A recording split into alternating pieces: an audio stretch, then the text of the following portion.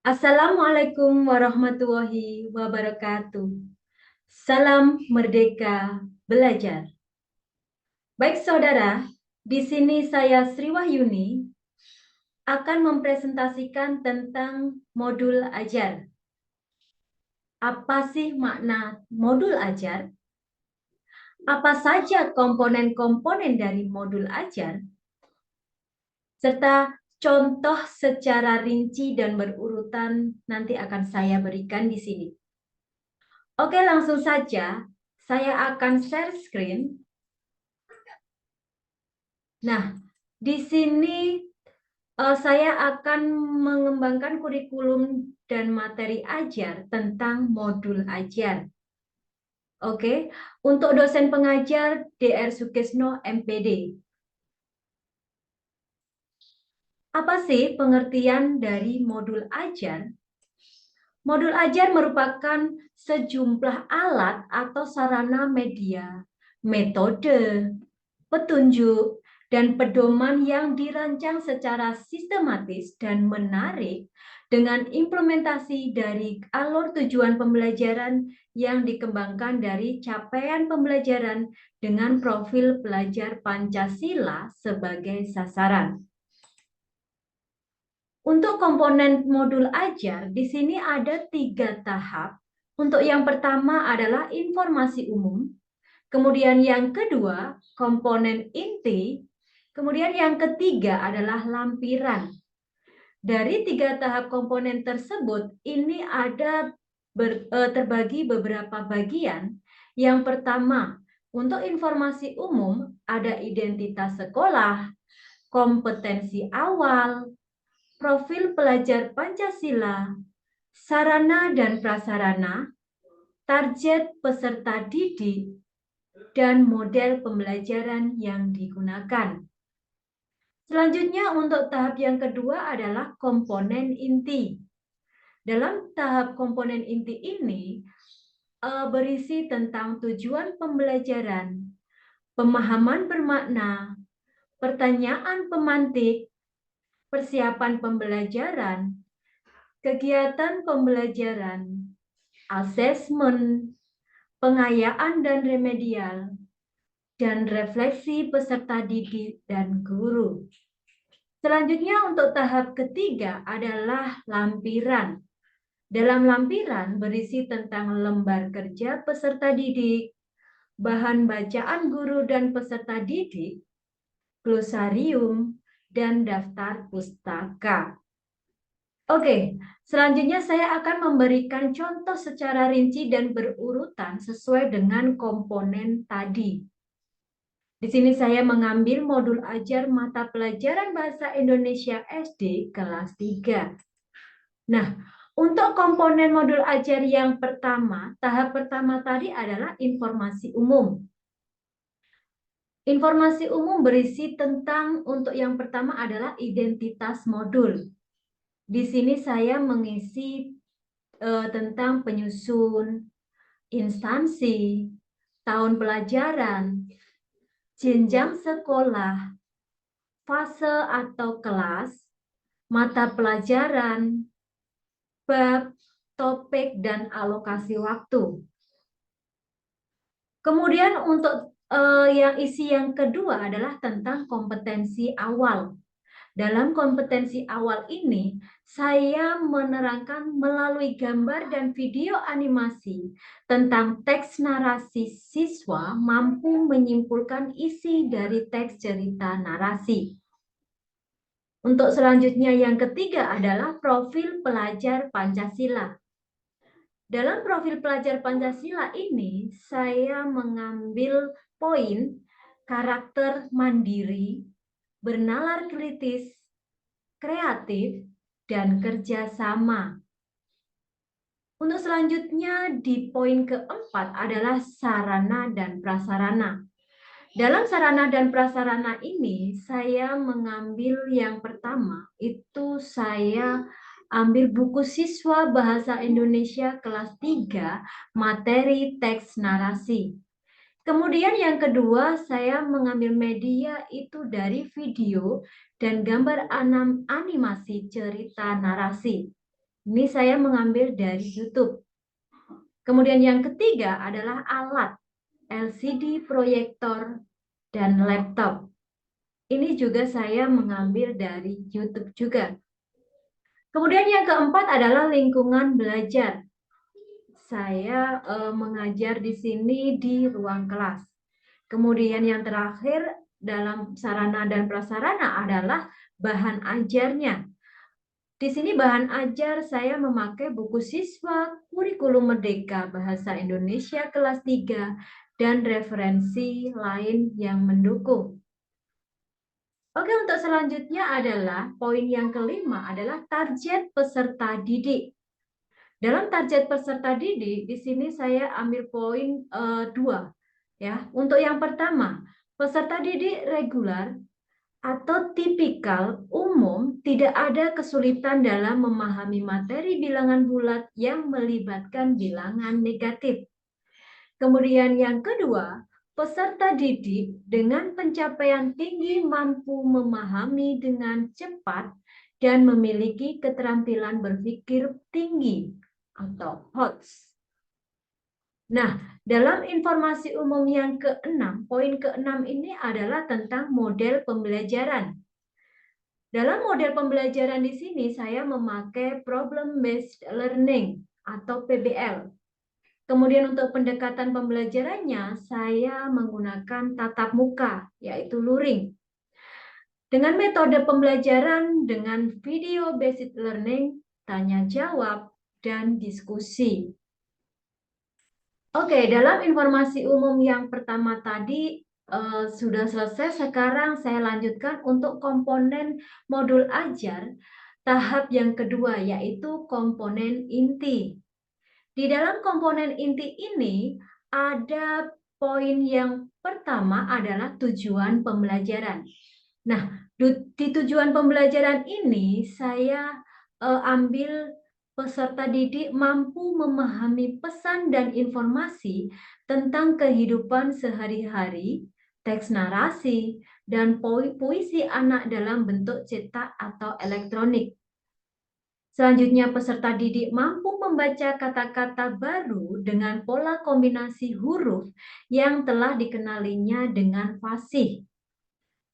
Selanjutnya, peserta didik mampu memahami ide pokok dan ide pendukung pada teks informatif. Peserta didik mampu menjelaskan hal-hal yang dihadapi oleh tokoh cerita pada teks narasi.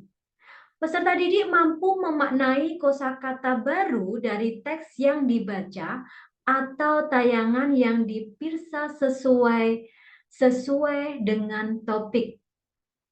Nah, kemudian materi pokoknya menyimpulkan isi bacaan pada teks narasi. Selanjutnya untuk tujuan pembelajarannya, di sini yang pertama melalui video animasi narasi, peserta didik mampu menyimpulkan isi pesan cerita narasi dengan benar. Kemudian yang kedua, peserta didik mampu memerinci tokoh, watak, hal-hal yang dihadapi oleh tokoh yang ada dalam teks cerita narasi dengan tepat. Nah, ini untuk poin yang pertama. Selanjutnya untuk poin yang kedua adalah pemahaman bermakna. Untuk pemahaman bermakna di sini, saya mengambil untuk yang pertama, dengan memahami materi ini, peserta didik dapat menyimpulkan isi pesan dalam teks narasi dan memerinci sifat-sifat tokoh dalam teks.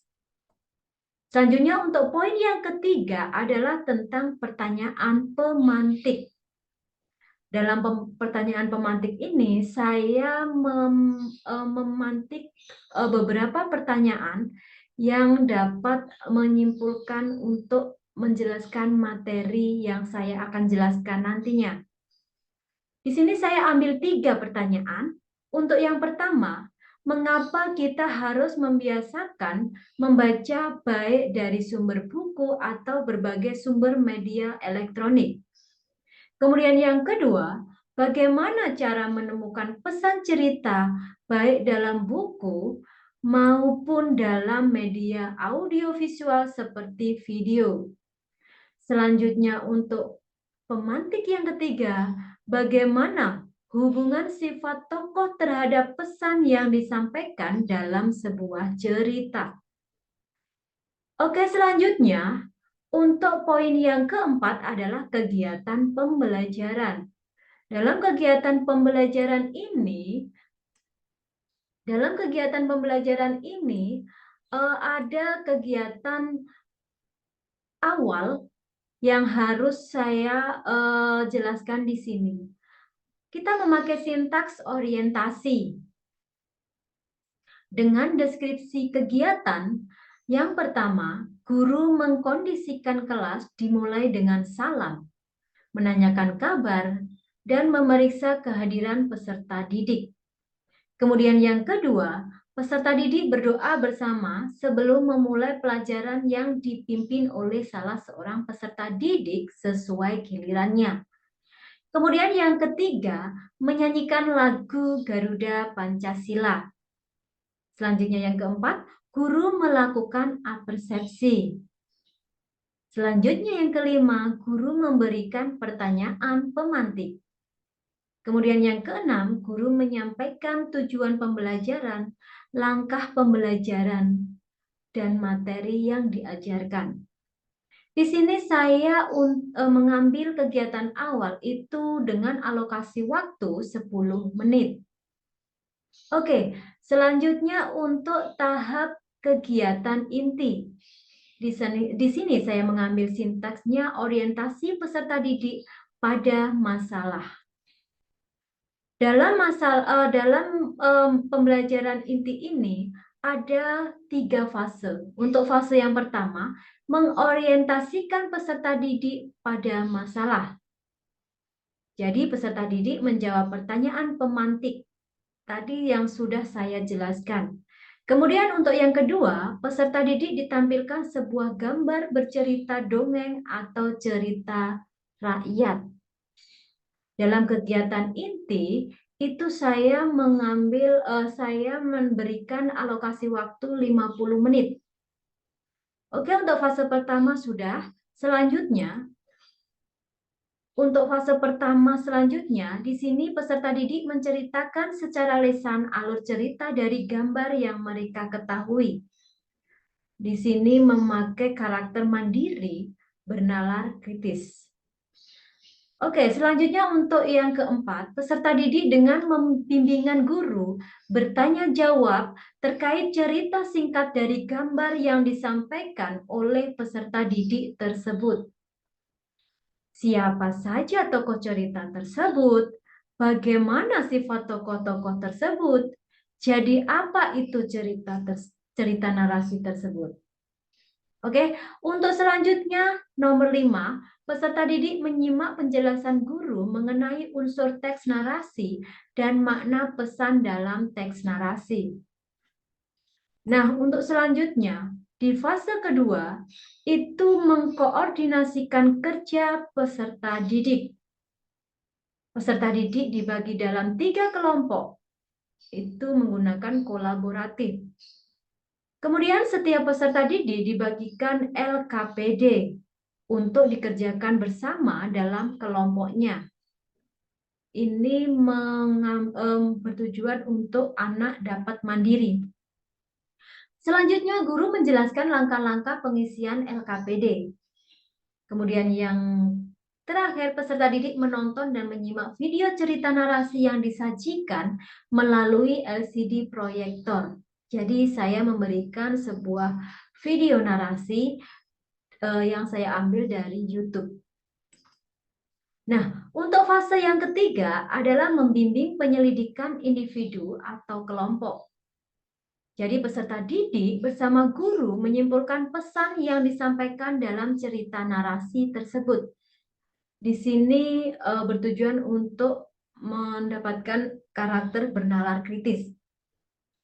Kemudian peserta didik berdiskusi untuk mengisi LKPD 1 dan 2. Di sini kolaboratif.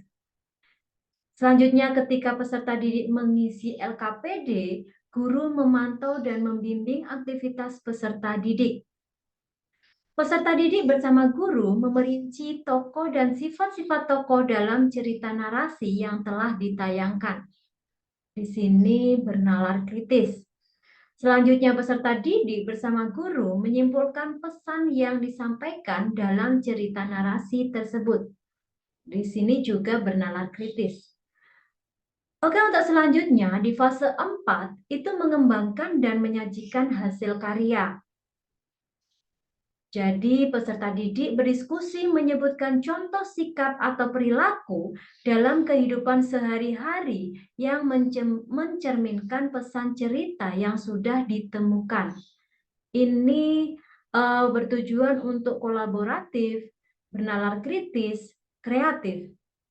Selanjutnya, peserta didik mempresentasikan hasil karya tulisnya secara bergantian. Di sini mandiri, harus mandiri, ya. Kemudian peserta didik lainnya menanggapi dengan bimbingan dari guru. Ini kolaboratif. Kemudian untuk fase tambahan yang kelima adalah melakukan evaluasi dan refleksi proses dan hasil penyelesaian masalah. Peserta didik dengan bimbingan guru mengevaluasi hasil kerja hari ini tentang menulis cerita narasi dan menemukan pesan dalam cerita narasi. Di sini kolaboratif, bernalar kritis. Selanjutnya peserta didik bertanya jawab terkait pembelajaran hari ini, meliputi apa saja yang sudah dipahami dan yang belum dipahami dari pembelajaran hari ini. Di sini adalah bernalar kritis. Nah, untuk selanjutnya adalah penutup. Kegiatan penutup di sini sintaksnya adalah kesimpulan. Di sini saya mengambil alokasi waktunya 10 menit. Jadi dalam di penutup ini, peserta didik bersama guru melakukan refleksi atau pembelajaran yang telah berlangsung. Kemudian guru memandu peserta didik menyimpulkan materi pembelajaran. Selanjutnya, guru memberikan penguatan terhadap materi yang telah dipelajari. Guru melakukan penilaian hasil belajar. Peserta didik menyimak penjelasan guru tentang aktivitas pembelajaran pada pertemuan selanjutnya. Selanjutnya, kegiatan pembelajaran diakhiri dengan doa bersama dipimpin oleh seorang peserta didik. Oke, untuk kegiatan inti, kegiatan awal, kegiatan inti, kegiatan dan kegiatan penutup tadi, selanjutnya kita melanjutkan poin yang kelima, yaitu asesmen. Dalam asesmen ini, saya menggunakan jenis asesmen formatif atau tes tulis. Kemudian yang kedua, bentuk asesmennya itu sikap. Profil pelajar Pancasila dapat berupa observasi dan penilaian diri. Untuk performanya itu saya menggunakan presentasi hasil diskusi. Kemudian untuk tertulisnya itu menggunakan tes objektif dan uraian. Untuk poin yang keenam adalah pengayaan dan remedial. Pengayaan dan remedial di sini itu diberikan kepada peserta didik yang telah menguasai materi pembelajaran untuk mempersiapkan materi selanjutnya. Remedial diberikan kepada peserta didik yang belum menguasai materi dengan memberikan pendampingan dan tugas mandiri di rumah dengan bimbingan orang tua dan pantauan guru. Oke, di sini adalah contoh untuk komponen tahap yang ketiga, yaitu lampiran. Dalam lampiran ini berisi yang pertama adalah tentang LKPD. Lembar kerja peserta didik. Di sini saya menyebutkan tokoh-tokoh dalam cerita Nusa. Kemudian siswa diminta untuk menjelaskan apa amanat atau pesan pada cerita yang berjudul Nusa. Kemudian untuk lampiran selanjutnya, di sini berdasarkan pesan atau amanat dari cerita Nusa tersebut, Tuliskan contoh perilaku atau tindakan dalam kehidupan sehari-hari yang mencerminkan pesan yang disampaikan dalam cerita tersebut. Untuk yang poin kedua adalah bahan ajar. Jadi bahan bacaan guru dan peserta didik. Di sini ada teks narasi, contohnya, tujuannya, ciri-ciri teks narasi, dan seterusnya. Nah, untuk struktur teks narasi ada orientasi, komplikasi, resekusi, dan kode. Ya, selanjutnya untuk mengetahui, kamu harus tahu apa saja unsur teks narasi di sini. Ya, untuk bahan ajarnya. Selanjutnya untuk poin yang ketiga yaitu media pembelajaran. Media pembelajaran di sini saya menggunakan gambar animasi cerita narasi. Kemudian video cerita narasi di sini saya mengambil dari YouTube. Untuk poin yang keempat adalah asesmen. Di sini saya memberikan sebuah teks narasi, kemudian anak-anak dapat menjelaskan teks tersebut. Nah, selanjutnya ini soalnya, ayo berlatih dari teks narasi tersebut. Nah, selanjutnya di sini saya memberikan kunci jawaban, kemudian kisi-kisi. Selanjutnya untuk poin yang kelima adalah pengayaan dan remedial. Oke, untuk pengayaan dan remedial. Kemudian untuk poin yang keenam adalah rubrik penilaian. Di sini untuk penilaiannya. Di sini untuk lembar kriteria penilaian diskusi kelompok juga ada. Saya taruh di sini dalam lampiran. Kemudian instrumen penilaian hasil kerja kelompok observasi ini juga saya lampirkan. Kemudian untuk rubrik kriteria penilaian hasil kerja kelompok yang performa, ini juga saya lampirkan. Oke, selanjutnya untuk poin yang ketujuh adalah glosarium. Glosarium di sini saya menggunakan PBL, Problem Based Learning. Dalam beberapa pengertian PBL itu menurut para ahli adalah menurut DAG, yaitu model pembelajaran yang menantang siswa untuk belajar bagaimana belajar, bekerja secara kelompok untuk mencari solusi dari permasalahan dunia nyata. Kemudian untuk Ahrens, menurut Ahrens, yaitu suatu pendekatan pembelajaran di mana siswa dihadapkan pada masalah autentik nyata sehingga diharapkan mereka dapat menyusun pengetahuannya sendiri, menumbuh kembangkan keterampilan tingkat tinggi dan inquiry, memandirikan siswa, dan meningkatkan kepercayaan dirinya. Untuk selanjutnya, menurut Gate Gunantara, yaitu suatu pendekatan pembelajaran dengan membuat konfrontasi kepada pembelajar dengan masalah-masalah praktis atau pembelajaran yang dimulai dengan pemberian masalah dan memiliki konteks dengan dunia nyata. Selanjutnya, menurut Soimin, PBL merupakan menciptakan suasana belajar yang mengarah terhadap permasalahan sehari-hari. Yang terakhir, menurut Glaser, problem-based learning merupakan suatu strategi pengajaran di mana siswa secara aktif dihadapkan pada masalah kompleks dalam situasi yang nyata. Di sini video-based learning-nya itu merupakan penyampaian pengetahuan ataupun keterampilan dengan menggunakan video yang setidaknya memiliki dua elemen, yaitu visual dan audio. Nah, untuk poin yang terakhir dalam lampiran adalah daftar pustaka. Di sini adalah link-link YouTube daftar pustakanya yang saya pakai dalam pembelajaran. Seperti itu. Oke, terima kasih. Salam sehat dan bahagia. Salam merdeka belajar. Oke, teman-teman, di sini selanjutnya, oke, sebentar saya stop screen.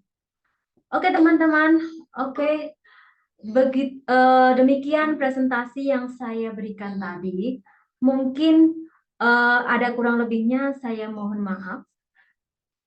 Bisa diberikan